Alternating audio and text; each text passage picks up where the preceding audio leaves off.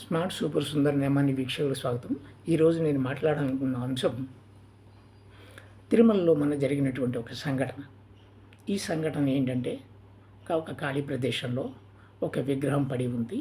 ఆ విగ్రహం పడిన బీరు బాటిళ్ళు వగైరా అక్కడ అంత అపరిశుభ్ర వాతావరణంగా ఉంది అనేటువంటిది అక్కడ ఉన్నటువంటి ఒకప్పటి మాజీ టీటీడీ చైర్మన్ భూమన్ కరుణాకర్ రెడ్డి ఆయన హావభావాలు, ఆయన నటన అంతా కూడా ఆ రోజున ఆ వీడియో చూస్తుంటే దైవానికి ప్రతిరూపం అన్నట్టు, లేదా దైవభక్తికి ప్రతిరూపం అన్నట్టు ఆయన దండం పెడుతూ దాన్ని మొక్కుకుంటూ, ఇంకా ఏ హిందువు కూడా ఇంత దైవం ఉండదేమో వాళ్ళకి నాకున్నంత అన్నంతగా ఆయన చేసినటువంటి నటన అంతా ఇంత కాదు.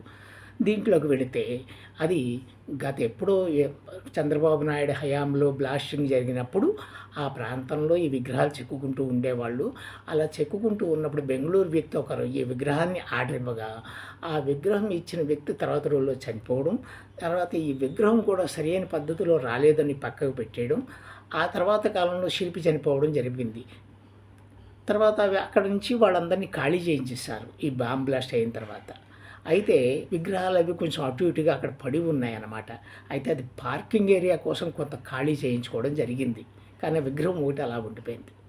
అయితే ఇక ఇప్పుడు ఏదో తిరుమలకి అపచారం జరిగిపోతుందేమో అని తిరుమలలో అన్నీ జరుగుతున్నటువంటి సంఘటనలన్నీ చూస్తుంటే ఈ చైర్మన్ వాళ్ళు ఏం పట్టించుకోవట్లేదని, పాలక మండలి సరిగా చేయటం లేదని అన్నట్టు అనమాట. అన్నీ అలాంటివి జరిగినవన్నీ మీ హయాంలోనే. ఇప్పటికీ అన్యమతస్తులు ఉన్నారు. ఇప్పటికీ అక్కడ ఉద్యోగం చేసుకుంటూ చర్చిలకు వెళ్ళి ప్రార్థన చేసేవాళ్ళు ఇంకా ఉన్నారు అక్కడ.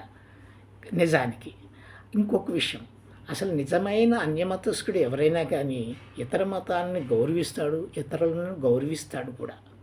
అటు ఇటు కానీ మీరు హిందువా క్రైస్తవుడా అని కూడా సమాధానం చెప్పలేని వాళ్ళు చేసే పనే ఇది. ఇలాంటివి చేస్తూ ఉంటారు. దీని ప్రత్యక్ష ఉదాహరణ మనం చూసాం. వినాయక చవితికి మన యొక్క జగన్మోహన్ రెడ్డి గారి యొక్క పూజ, వినాయకుడికి బొట్టు పెట్టుకుని వినాయకుడి పూజ పోసి, ఎందుకంటే రేపు హిందువుల ఓట్లు ఆయనకి కావాలండి. ఆ కావలసిన సందర్భంగా ఆయన చేసినటువంటి పూజ హంగామా అదేని ఎవరు నమ్ముతారండి? ఒక్కసారి కూడా నువ్వు బ్రహ్మోత్సవాలకి భార్యతోటి పట్టు వస్త్రాలు సమర్పించడానికి వెళ్ళలేని వాడివి నువ్వు ఇంకా ఏం హైందువుడు అని చెప్తావండి? తప్పు కదా అది. నువ్వు వెళ్ళకపో, నీ దాంట్లో ఉన్న సీనియర్ మంత్రులు వారి భార్య ద్వారానే పంపించు. నువ్వే వెళ్ళాలన్న రూల్ ఏమీ లేదు. నువ్వు వెళ్ళకపోవడం వల్ల ఇంకా దాని యొక్క పవిత్రతను కాపాడినట్టు అవుతుంది. నేను ముఖ్యమంత్రిని, నేను డిక్లరేషన్ ఇవ్వను అని చెప్పేటువంటి వ్యక్తివి ఒక్క వినాయక చవితి రోజున మంచి వినాయకుడి విగ్రహాన్ని పెట్టేసి పూజ చేసేస్తే హిందువులందరూ రేపు గుద్దేస్తారనా? అబ్బే, అలాంటి పని ఏం చేయరండి. అలాంటి పని చెయ్యలేరు, చెయ్యబోరు.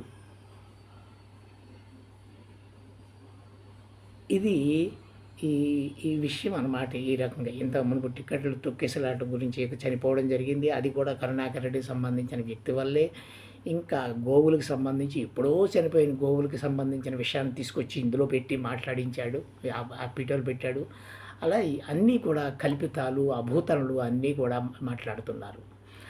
వీళ్ళకి ఏం జరిగిందంటే ఎంతసేపు ప్రభుత్వం లేకపోవడం, పదవి లేకపోవడం, వీళ్ళకి ఎంతసేపు కుర్చీ ఉండాలి, పదవి ఉండాలి, ఉంటేనే వాళ్ళు స్థిరంగా ఉండగలుగుతారు. లేకపోతే ఏది కళ్ళు తాగిన కోతి టైపులో ఉంటుంది వీళ్ళ వ్యవహారం అన్నమాట. అలా తయారైంది ప్రస్తుతానికి అన్నమాట. అందుకోసం ఏంటంటే మనం ఎందుకంటే డైరెక్ట్గా చెప్తున్నాను, మన హిందూ దేశం రైట్, మన భారతీయం రైట్, మనకి హిందూ సాంప్రదాయాలు, సంస్కృతి సాంప్రదాయాలు మనం పాటిస్తాం రైట్. అలాంటి మనకి అన్యమతస్థుల పాలన మనకెందుకండి? వాడు చైర్మన్ అయితే ఏంటండి, ముఖ్యమంత్రి అయితే ఏంటండి, ఎవరైనా ఒకటే. ఇదే ఈరోజు నేను మాట్లాడాలనుకున్న అంశం.